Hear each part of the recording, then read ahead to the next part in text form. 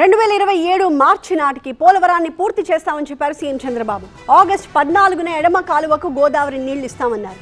అనకాపల్లిలో గోదావరికి అఖండ హారతి ఇస్తామని చెప్పారు. అనుకున్నట్టుగానే పోలవరం పనులన్నీ వేగంగా సాగుతున్నాయన్నారు. 2019 నాటికి 72% పనులు పూర్తయినాయి.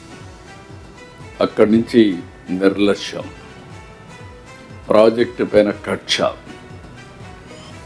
ఇక్కడ పనిచేసే వాళ్ళందరినీ ఉన్న పళంగా మార్చేయడం, ఏజెన్సీని మార్చేయడం, పీపీఏ చెప్పిన వినకుండా చేయడం, కడాన డయాఫామ్ వాల్ కొట్టుకోకపోతే ఐడెంటిఫై చేయలేని అసమర్థత. దాని ప్రభావం 440 కోట్లతో పూర్తి చేసిన డయాఫామ్ వాల్ పేర్లలుగా ఇంకొక డయాఫామ్ వాల్ వేసే పరిస్థితికి వచ్చాం. ఒకప్పుడు ఈ ప్రాజెక్టు డీరైల్ అయితే డయాఫామ్ వాల్ దెబ్బతింటే నేను చాలా మదనపడ్డాను. ఒక మాటలో చెప్పాలంటే కొన్ని రోజులు నిద్ర రాని రోజులు. ఇంత కష్టపడ్డాం, ఇంత దీన్ని చేసాం, ఇది ఆంధ్రప్రదేశ్కి జీవనాడి, ఏంటి మరిగా అయిపోయిందని మళ్ళీ భగవంతుడు ఆశీర్వదించాడు, ట్రాక్లో పెట్టాడు. కేంద్రం కూడా పూర్తిగా సహకరించింది. వారికి కూడా మనస్ఫూర్తిగా ధన్యవాదాలు, కృతజ్ఞతలు.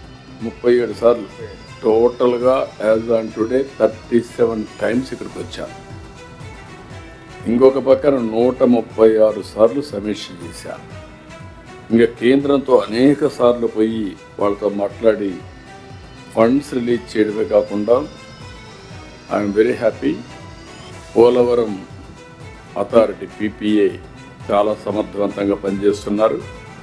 ఇంటర్నేషనల్ ఎక్స్పర్ట్స్ బాగా పనిచేసి కోఆపరేట్ చేస్తున్నారు. సిడబ్ల్యూసి కూడా పూర్తిగా సహకరిస్తున్నారు.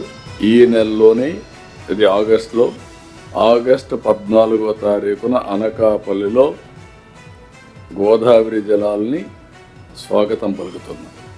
విశాఖపట్నం జిల్లాకు నీళ్లు ఇస్తాం. అది డేట్ కూడా ఫిక్స్ చేశాం.